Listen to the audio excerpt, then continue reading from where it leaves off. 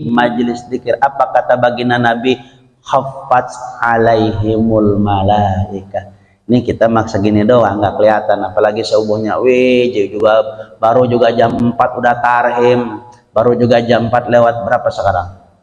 Lewat 10 lewat 10 udah adzan. Oh, kita bersegera. Apa yang terjadi kata baginda Nabi? Orang yang berada di majelis ilmu, orang yang berada di majelis zikir, orang yang berada di masjid-masjid Allah, khaffat alaihimul malaika, itu dikelilingi malaikat. Atau nggak kelihatan yang begini mah, bisa jadi di sekeliling kita ini para malaikat ikut hadir dalam majelis ilmu ini.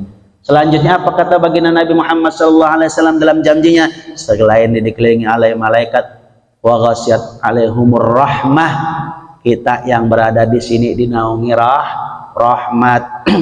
Saya dari rumah ke sini seret, buru-buru mau ngajar sholat subuh, sampai sini alhamdulillah ada teh hangat manis. Jadi naon aing oh ya. Hampura Pak, ternuhun. Minum dulu Pak syarat Pak. Bismillah.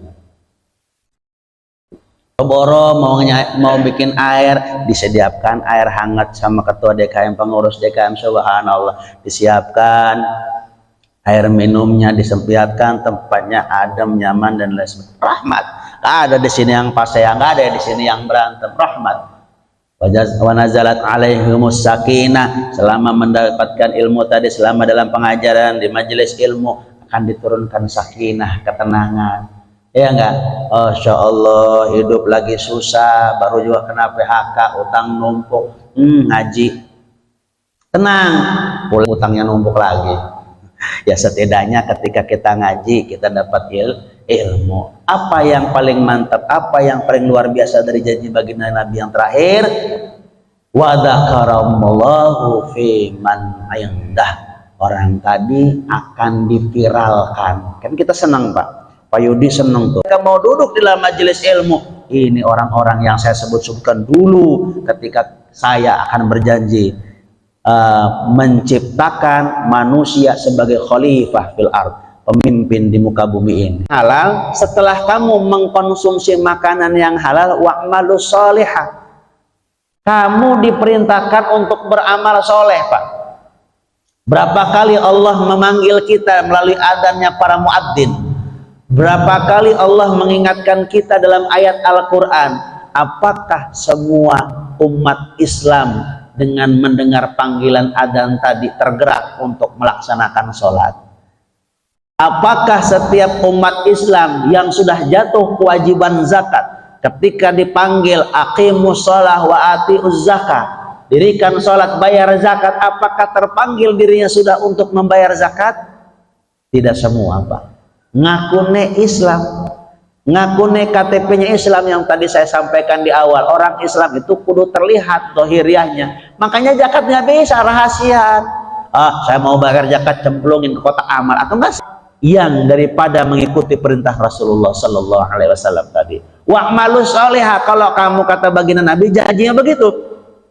Kalau kamu makan yang baik, kalau kamu makan yang halal, minum dari yang halal, dari yang baik, maka ibadah pun jadi enak. Nah, orang jatuh ini mah bukan nempel, jatuh ya, jatuh Pak.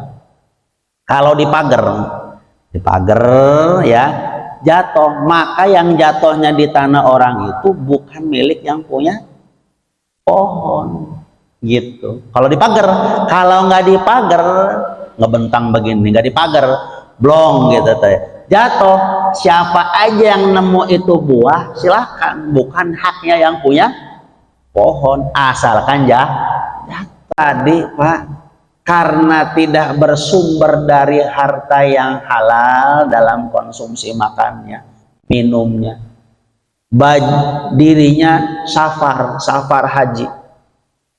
Ini maknanya kata para ulama, orang yang lagi safar itu doanya tidak ditolak, termasuk zaman ijabah, waktu yang ketika kita berdoa ketika safar, maka itu waktunya waktu mustajabah. Kalau kita berdoa akan diijabah oleh Allah Subhanahu wa taala. Makanya dalam risalah Islam pun ada istrinya sholat safar, ya kan? Sholat safar yang kalau kita bermohon akan dikabul oleh Allah Subhanahu wa taala. Tidak halal, minumnya tidak halal. Dia walaupun melakukan safar, bahkan dalam riwayat yang lain safarnya safar haji, safar umroh di tempat yang mustajabah pula, di Masjidil Haram, di Masjid Nabawi, bajunya kucel, rambutnya kucel karena melakukan perjalanan safar untuk haji, karena diriwayatkan dahulu Pak ya. Tapi dirinya berdoa kepada Allah, ya Rob, ya Rob, ya Rob. Apa kata Allah Subhanahu wa taala? Makanannya haram, minumannya haram, baju yang dipakainya pun haram, maka doanya tertolak oleh Allah Subhanahu wa taala. Di safar, di waktu yang mulia yang mana doanya tidak akan ditolak oleh Allah Subhanahu wa taala. Di tempat yang mulia Masjidil Haram, Masjid Nabawi, tempat tersuci di dunia umat Islam. Di waktu yang mulia pula di bulan haji. Ya, orang pede, si fulan berangkat haji, si fulanah berangkat haji, berangkat umrah. Min harami, setiap daging di tubuh kita yang mana tumbuh daging tersebut dari sesuatu yang haram, fannaru aulah. Kata baginda Nabi, maka yang paling tepat tempatnya itu, yang paling tepat tempatnya daging yang ada yang haram di tubuh kita ini adalah yang paling bagus tempatnya adalah di neraka. Salawat kepada baginda Nabi Muhammad sallallahu alaihi wasallam, permintaan kita tidak lebih banyak daripada pujian kita kepada Allah. Kalau kita kan kebalik, mujinya dikit, mentane soabreg-abreg. Udah gitu pengennya ekspres, segera diijabah oleh Allah. Emang siapa lu, J? Ya kan? Emang siapa kamu pengen disegerakan dikabul? Rubah takdir Allah Subhanahu wa taala. Saya ulangi, doa yang kita panjatkan kepada Allah tidak bisa merubah takdirnya Allah Subhanahu wa taala. Masalah takdir ini hak prerogatif Allah Subhanahu wa taala, dan hak prerogatif Allah Subhanahu wa taala tidak bisa diganggu gugat dengan doa. Walaupun ada hadis dengan doa itu bisa merubah takdir, tapi ini hak prerogatif Allah Subhanahu wa taala tidak bisa dirubah Pak.